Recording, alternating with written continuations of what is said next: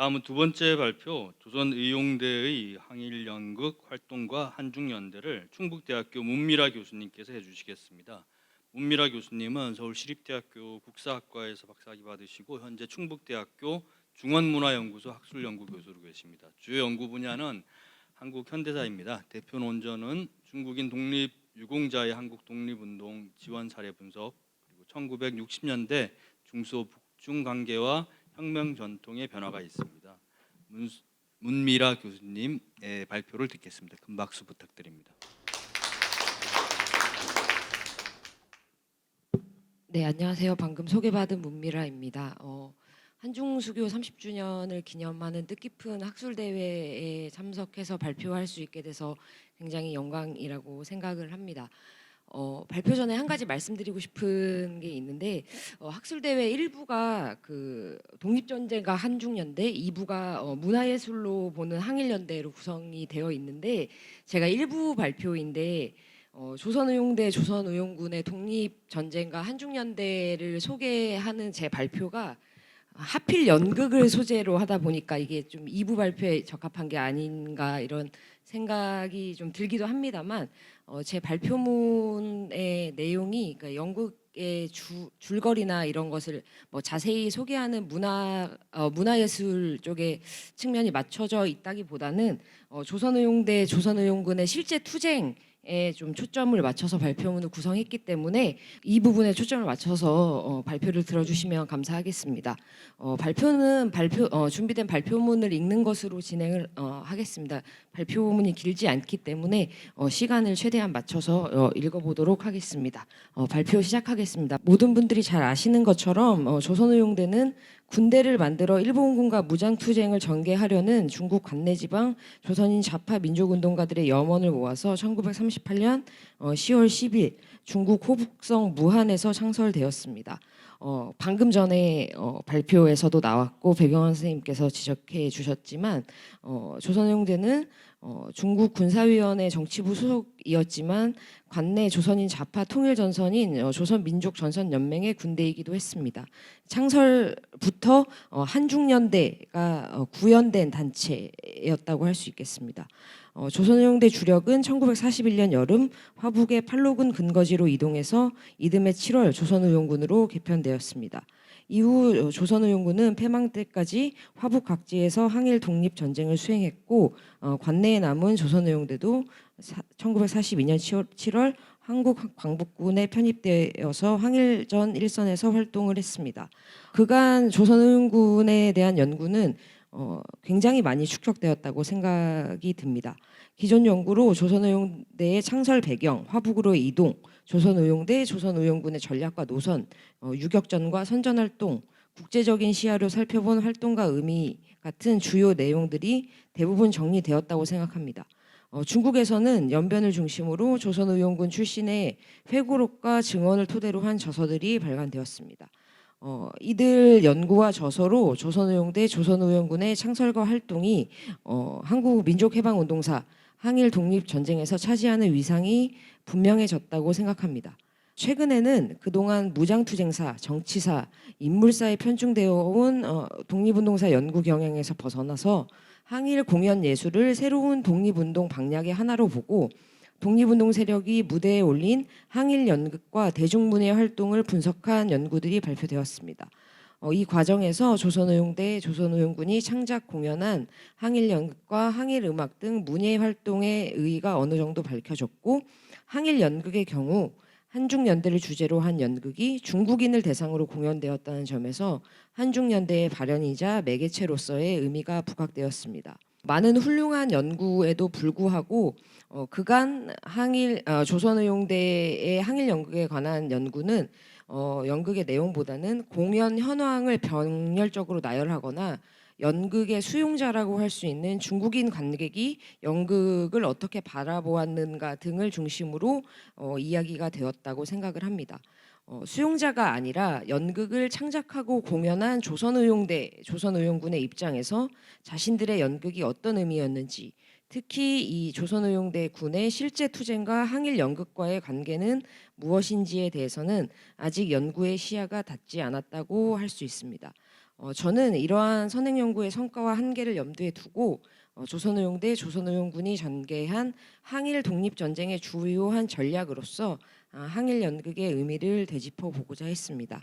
그래서 몇 편의 연극을 정리를 해봤는데요. 일단 2장은 조선의 딸이라는 연극과 조선의용대의 조선인 포로 교육에 대한 내용입니다. 조선의용대는 말씀드린 것처럼 1938년 10월에 무안에서 창설됐지만 일본군이 곧 무안을 침공함으로써 창설 한 달 만에 광서정 계림으로 대본부를 옮겨야 했습니다. 조선의용대의 본격적인 활동은 계림에서 시작됐다고 할 수 있겠습니다. 조선의용대는 계림에서 각종 항일 집회에 참가하고 항일 연극을 무대에 올렸고 조선인 포로에 대한 교육을 통해서 대우를 확대하고 기관지를 발간하기도 했습니다. 특히 중일전쟁 시기 계림은 항전 문예 활동의 중심지로서 연극을 만들 수 있는 기반이 매우 탄탄했습니다. 당시 계림에서 활동하던 극단은 조선의용대를 포함해서 100여 개나 됐고 거의 매일같이 공연이 상영되었다고 합니다. 공연마다 극장은 관중들로 만원을 이뤘습니다. 이와 같은 인적 물적 기반은 조선의용대가 항일 연극을 발전시키는 데 큰 도움이 되었습니다. 계림에서 조선의용대는 1939년 3.1운동 20주년이죠. 이것을 기념해서 조선의 딸이라는 제목의 연극을 공연을 했습니다. 조선의 딸은 조선의용대 선전대가 한 달 동안 준비한 연극이었고 극본과 연출은 선전대 대장 김창만이 맡았습니다.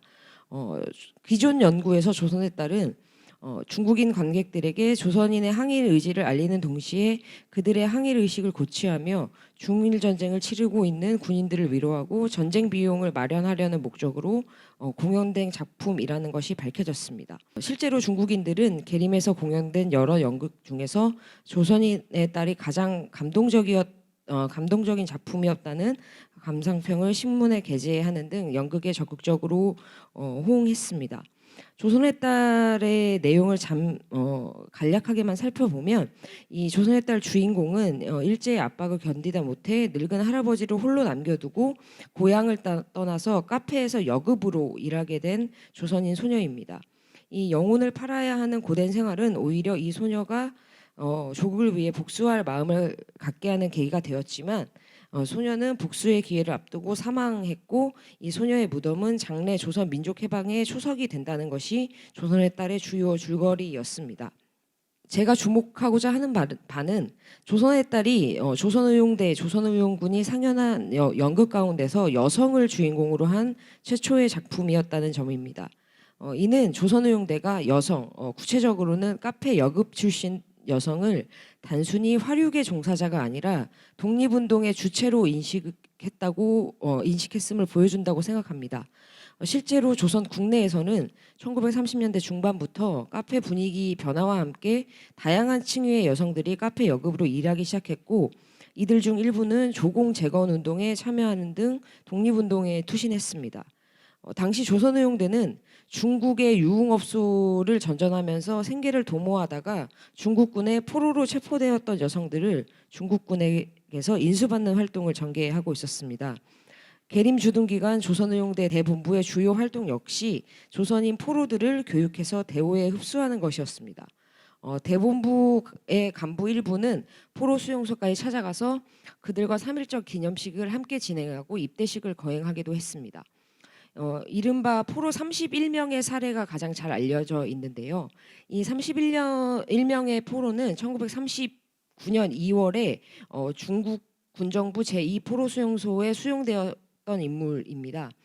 조선의용대 대본부 소속 윤세주, 오늘 기조각연에서 이 윤세주가 중국에서도 그리고 한국에서도 독립유공자로 인정된 사례라고 오늘 이준식 선생님께서 설명을 해주셨는데 그 윤세주입니다. 윤세주는 31명의 조선인 포로들에 대한 개별 명담 등 심사에 착수했고 이들은 중경으로 이동해서 3개월간 훈련을 받았습니다. 이때 조선의용대 대원들은 이들에게 중일전쟁과 세계정세, 조선의 전도 문제 등을 교육했고 이런 교육을 받은 조선인 포로 31명은 조선의용대에 정식으로 입대를 해서 조선의용대 제1구대 인원 절반과 합쳐서 제3구대로 편성이 되었습니다. 조선의용대 대장 김은봉은 중국에 건너온 조선인들이 생활의 핍박 때문에 어려운 생활을 하고 있지만 이들이 곧 적을 추격하는 선봉대가 될 수 있다면서 포로가 되었다가 조선의용대에 가담한 이 31명의 신입대원이 그 증거라고 역설하기도 했습니다. 이 31명 모두는 군인이 아니라 민간인이었습니다. 31명 가운데 11명은 제주도 출신으로 부산의 일본 상선에 고용된 선원이었습니다. 대련에서 천진으로 가던 도중에 표류해서 중국군에 의해 배가 납포됨으로써 포로가 된 사람들이었고 12명은 중국 각지에 철도가 지나는 각 도시에서 장사를 하다가 붙잡힌 사람들이었습니다. 나머지 8명은 여자였는데 이 중 절반은 그 상인의 가족들이었고 나머지 절반이 바로 화류계에 종사하던 여성들이었습니다.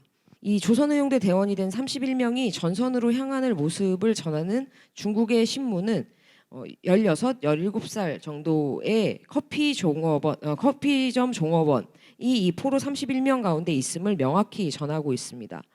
이런 점에 비추어 보면 1939년 시점에 계림에서 여성을 주인공으로 한 연극 조선의 딸이 공연되고 그 연극의 주인공의 직업이 카페 여급인 것을 우연으로 보기는 어렵다고 생각합니다. 조선의 딸은 조선인 포로에 대한 교육을 통해 조선의용대가 쟁취한 카페 여급 출신 조선의용대 대원을 모티브로 한 연극이었던 것입니다. 여기에는 독립운동의 주체로 여성에 주목한 조선의용대의 인식 전환과 이들을 적극적으로 받아들여 대우의 확대를 꾀하면서 그 이후에 독립전쟁을 준비했던 조선의용대의 활동이 반영되어 있었다고 생각합니다. 다음 장은 지연병과 관련된 연극들입니다. 잘 아시듯이 일제는 1938년부터 지연병제, 44년부터는 징병제를 실시해서 조선인 청년을 전선에 동원했습니다. 중국에 거주하는 조선인 청년 역시 일제의 징병 대상이었습니다. 조선의용대에는 지원병 제도가 실시된 초기부터 이에 대해 관심을 가지고 있었던 것으로 보입니다. 조선의용대의 이론가 중에 한 명이었던 한지성은 1940년 조선의용대 기관지에 투고한 글에서 지원병 제도에 대해서 상세히 분석하고 있습니다. 한지성의 글의 마지막 문단을 제가 가져와 봤는데요. 다 읽지는 않고 한 4번째 줄부터 읽어보겠습니다. 한지성은 오늘의 조선의용대는 이미 중국 항전에 참가하여 적군을 와해시키고 조선 군중이 떨쳐 일어나게끔 하며 지원병을 쟁취하는 공작을 진행시키고 있다라고 이야기하고 있습니다. 실제로 1941년 8.6군 지구로 이동해서 조선의용대 화북지대 이어서 조선의용군으로 개편된 조선의용대는 일본군 내 지원병 출신 조선인을 유인해내는 일을 주요 목표로 삼고 있었습니다. 극히 일부겠지만 지원병으로 중국에 왔다가 포로로 잡혀서 조선의용군에 합세한 사람도 있었습니다. 지원병제를 반대하는 선전 역시 조선의용대 군의 중요한 활동이었습니다. 조선의용군은 이 같은 지원병 문제를 다룬 연극 강제병을 선보였습니다. 강제병은 1943년 중국이 관객을 대상으로 화북지방에서 공연됐고 그 극본은 해방 이후인 1947년 문화전선이라는 잡지의 창간호에 게재돼서 연극의 내용을 확인할 수 있습니다. 그 다음 문단입니다. 광제병이라는 연극의 제목은 당시 조선의용군이 생각하는 지원병 제도의 본질을 투영한 것으로 볼 수 있습니다. 지원병이라는 단어가 함의하는 자발성 대신 그 강제성을 전면에 내세우고 있는 것입니다. 이와 더불어서 일본군에 징집된 조선 청년이 탈출하는 과정에서 팔로군, 조선의용군과 접촉하는 모습을 연극 내에서 묘사한 것은 한중연대 의지를 표면화한 연출이라고 할 수 있을 것입니다. 조선의용군은 나아가서 지원병 출신으로 입대한 사람들에게 직접 극본을 써보는 게 어떻겠냐고 제안을 합니다. 대표적인 사람이 정철수라는 인물이고 이 사람이 쓴 작품의 제목이 탈출기입니다. 정철수는 보선 전문학교에 재학 중이던 1943년 말에 학도병으로 징집됐다가 이듬해 3월에 일본군 병영을 탈출해서 조선의용군에 가담한 인물입니다.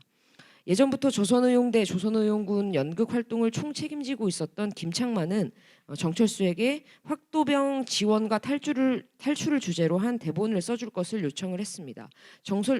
정철수는 이를 수락했고 탈출기뿐만 아니라 여러 연극 각본을 쓰면서 극본가로 성장을 했습니다. 이 탈출기가 공연된 지역과 시기가 굉장히 중요하다는 생각이 드는데 탈출기는 1945년 5월 조선의용군 화중지대 신입대원 환영 모임에서 공연이 됐습니다.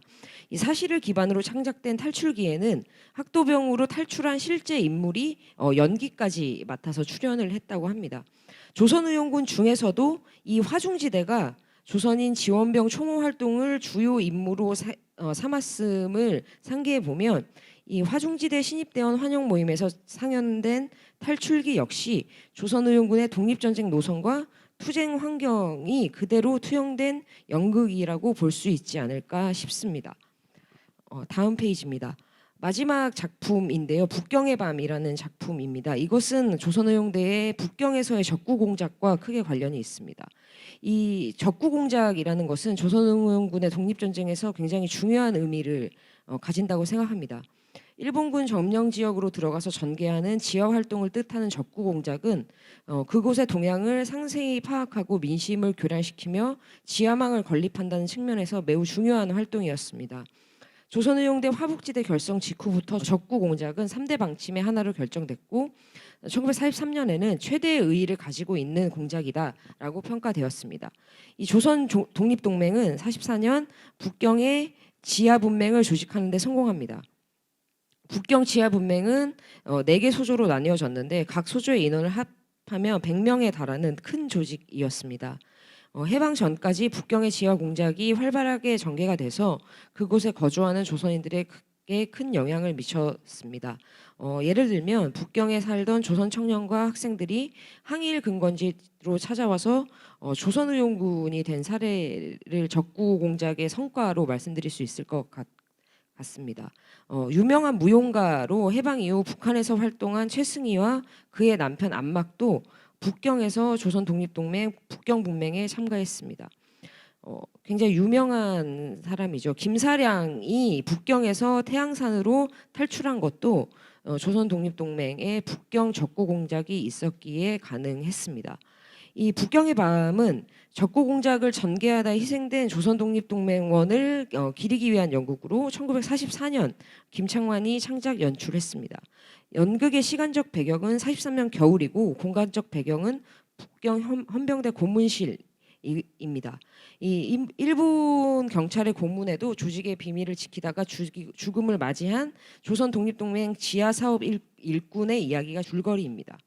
김창만은 극본에서 작년 1943년을 의미합니다. 작년에 적의 유치장에서 끝까지 혁명 절개를 지키고 돌아간 암흑의 동지의 영전에 삼가 올립니다라고 적어서 이 연극이 실화를 기반으로 한 작품임을 분명히 했습니다. 흥미로운 것은 이 북경의 밤 창작자 김창만 자신이 조선의용대 화북지대의 일본군 점령지 공작원으로서 북경에 잠입해서 지하 공작원으로 활동한 경력이 있었다는 점입니다. 조선의용군은 중국공산당과 연합해서 북경 일대에서 활발한 지하 활동을 펼쳤는데 여기에 김창만, 김희 등등 8명이 가담을 했습니다.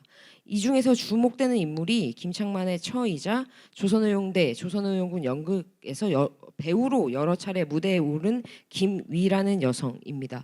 북경의 밤 주인공이 끝까지 감추려 했던 것이 자신의 애인이자 북경에서 함께 지하 공작을 전개한 여성대원 김영이라는 사람의 은신처였는데 김영은 실존 인물 김위를 모델로 했을 가능성이 크다고 생각합니다. 요약해서 말씀드리자면 북경의 밤은 조선의용대의 적구 공작을 연극 무대로 옮긴 것이었습니다. 적구 공작은 일본군 점령 지역에서 진행됐기 때문에 당연히 많은 희생과 어려움이 따를 수밖에 없었고 고문에 의해 목숨을 잃은 북경의 밤 주인공은 그 상징이었습니다. 김창만에 의해 창작된 북경의 밤이 1943년 겨울을 배경으로 하고 44년에 공연된 것은 조선 독립동맹의 북경 지하 분맹이 44년 결성된 것과 무관하지 않을 것이라고 생각을 합니다. 줄곧 북경에서 적구 공장을 해온 김창완이 자신의 경험을 바탕으로 북경 지하 분맹 결성이라는 결실을 자축 기념하는 의미를 담아 집필한 연극이 북경의 밤이었다고 생각이 듭니다. 맺은 말입니다. 조선의용대는 창립 직후부터 항일 연극의 창작 공연을 중시를 했습니다. 제 발표는 이 연극의 내용과 조선의용대의 실제 투쟁이 어떤 관련이 있는지라는 문제 의식 아래서 연극 몇 편을 간략히 분석을 했습니다. 그 결과 조선의 딸, 광제병, 탈출기, 북경의 밤 등 조선의용대, 조선의용군이 창작한 연극 모두 그들의 투쟁 경험과 무관하지 않음을 확인할 수 있었습니다. 조선의용대, 조선의용군의 연극이 단지 선전부대인 자신의 항일 활동에서 선전의 수단으로만 기능한 것이 아니고 자신의 투쟁 경험과 환경을 반영한 조선의용대, 조선의용군의 투쟁 기록이자 항일 독립전쟁 그 자체였다고 생각을 합니다. 조선의용대, 조선의용군의 항일 연극의 이 같은 성격과 위상이 더 발굴 정리된다면 총칼, 군대, 부대, 전투로 상징되는 독립전쟁의 고정적인 이미지에서 벗어나서 더 다양하고 두터운 층위를 가진 독립전쟁의 면면이 부각될 수 있을 것이라고 생각합니다. 네, 이상으로 발표를 마치겠습니다. 예, 감사합니다. 문미라 교수님. 문미라 교수님의 발표에 대한 토론은 국가보훈처 오은하 연구원께서 해주시겠습니다. 오은하 연구원은 서울시립대학교 국사학과에서 박사과정을 마치고 현재 국가보훈처 공훈발굴과 연구원으로 재직 중입니다. 주요 연구 분야는 한국 독립운동사이고 대표 논문은 한국 광복 진선 청년 공작 대의 결성과 항일 공연 예술 활동 등이 있습니다. 오은하 연구원님 지정 토론을 듣겠습니다. 박수 부탁드립니다. 네, 안녕하십니까. 문미라 선생님 발표 토론을 맡은 국가보훈처 연구원 오은하라고 합니다. 먼저 오늘 이렇게 뜻깊은 자리에 초대해 주신 문미라 선생님과 그리고 관계자 선생님들께 매우 감사드린다는 말씀 전해드리면서 토론문을 읽어가면서 토론을 진행하도록 하겠습니다. 본 발표는 한중수교 30주년을 맞이하여 조선의용대, 의용군의 독립투쟁사를 항일 연극과의 관계에 초점을 맞춰 살펴보고 있습니다. 요약하자면 의용대의 연극 활동은 실제 투쟁의 경험이 그 계기가 된 것이며 이들의 경험은 공간적인 이동과 투쟁 방향의 변화와 함께 작품 속에 그대로 재현되고 있음을 밝혀주고 있습니다. 이어서 발표자는 연극의 수용자가 아닌 창작자의 입장에서 극예술 행위와 실천이 그들에게 어떠한 의미였는가를 되물으면서 의용대의 항일 연극은 전장에 들어서게 된 자신들의 역사를 형상화한 투쟁의 기록이자 항일 독립전쟁 그 자체라 정리해 주었습니다. 항일 연극 활동이 실제 현실 세계와 어떻게 만나고 부딪히는지 살펴보기 위해서는 연극을 만드는 창작자와 이를 받아들이는 관객의 입장이 쌍방향으로 조감될 필요가 있을 것 같습니다. 그런 점에서 본 발표는 수용자의 입장에서 주로 정리되어 온 기존 연구의 성과와 한계를 인식하고 이를 바탕으로 하여 당사자의 수행성과 항일 연극 특유의 실제성에 주목한 점에서 의의를 찾을 수 있을 것 같습니다. 이번 발표를 계기로 사회와 소통하고 기능하는 예술로서의 항일 연극의 역할을 적극적으로 제고하는 다양한 연구들이 이어지게 되기를 기대하면서 부족하나마 토론자의 소임을 다하고자 몇 가지만 간략히 말씀드리도록 하겠습니다. 먼저 의용대의 계림시기 공연작이었던 조선의 딸에 관해 말씀드리려고 합니다. 발표자는 조선의 딸이 그 화류계 여성을 독립운동의 주체로서 주목한 인식의 전환과 이후 대호의 활동의 방향성이 제시된 작품이라고 설명하고 있습니다. 그러나 본문에서 서술된 연극의 줄거리만으로는 그러한 내용을 연결 짓기에는 다소 부족한 면이 있는 것 같습니다. 다시 말해 극 중에서 카페 여급 출신의 여주인공이 수행한 주체적인 역할이란 것이 과연 무엇이며 극 중에서 어떠한 여성상을 구축하고 있는지 나아가 조선 의용대가 쟁취했던 그 화류계 출신 여성 대원들이 이후에 실제 활동 방면에서 어떠한 역할을 수행하게 되었는지에 대해서 보다 상세히 서술될 필요가 있을 것 같습니다. 그래서 본문에서 인용하고 있는 신문 자료 외에 이두산이 발행했던 잡지 동방전후에서 영국에 관한 보다 자세한 내용을 상세히 수록하고 있으니 이를 좀 참고해 보시면 좋을 것 같습니다. 덧붙여서 조선의 딸과 관련해서 제가 특히 주목할 만한 부분이라고 생각한 것은 계림 시기에 있었던 그 공연작과 북상 이후 개작된 연극 내용에서 주인공인 조선의 딸의 형상이 확연히 좀 대비된다고 하는 점인데요. 예컨대 그 원작에서는 가족의 독립운동을 헌신적으로 지원하다가 끝내 쓸쓸한 죽음을 맞이하게 되는 약간 자기 희생적인 인물로 묘사가 되었다면, 그 개작된 작품에서 조선의 딸은 일제와 맞서 싸우기 위해서 스스로 투쟁의 길을 찾아 떠나는 호전적이면서도 진취적이고 역동적인 그러한 여성상으로서 형상화되어 나타나고 있습니다. 이러한 사실이야말로 북상 시기를 전후로 하여 의용대 의용군 안에서 여성 대원의 역할과 위상의 변화를 짐작해야 하는 대목이 아닐까라고 하는 생각이 있는데요. 네. 그래서 질문을 드릴 것을 정리를 해보자면, 그 의용군 내부에 이러한 여성상에 대한 인식 변화가 의미하는 바가 무엇인지 발표자의 개인적인 견해를 좀 여쭙고 싶고, 또한 39년 연극의 초연을 전후로 하여 의용대 여성 대원들의 역할 변화의 구체적인 사례나 활동상을 좀 추가적으로 설명해 주시면 좋을 것 같습니다. 네, 두 번째 질문은 학병 탈출 서사를 다룬 연극 광제병과 탈출기라고 하는 작품에 대한 내용인데요. 본문에서 이제 많이 인용하고 있는 정철수의 회고록에는 의용군 연극을 굉장히 상세하게 세 편 이상 다루고 있습니다. 그 말고도 또 다른 학병 탈출기를 다룬 광복군의 연극 중에서는 광명의 길이라고 하는 작품이 있는데요. 이 작품 역시도 그 김준엽이라든지 장준하의 회고록 등에서도 구체적으로 내용을 파악할 수가 있습니다. 그래서 고철과 함께 그 팔로군 지역에서 활동했던 또 다른 회고록 등을 이제 추가적으로 검토를 해서 이 연극 관련 내용들을 좀 보다 풍성하게 그려내 볼 수 있지 않을까라는 생각에 이렇게 추가적으로 제언을 드리게 되었고요. 덧붙이자면 앞서 말씀드린 그러한 인물들 모두가 그 일본군을 탈출해서 한국 독립군 단체에 합류했다는 그 공통점이 있지만, 그러나 이제 각자 처해진 상황이라든지 개인적인 경험이 분명히 다를 것이라고 생각이 드는데요.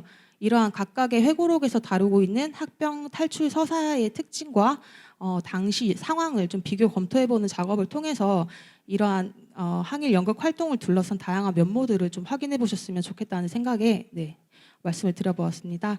네, 마지막으로는 그 이제 추후의 연구에 있어서는 좀 본 발표의 제목에서 제시하고 있는 한중연대라고 하는 한중연대의 의미가 좀 더 부각되어야 하겠다라는 생각이 좀 들었는데요. 이번 발표를 통해 조선의용대 의용군의 항일 연극은 변화하는 대우의 활동상을 담고 있는 기록임을 이해할 수 있었습니다.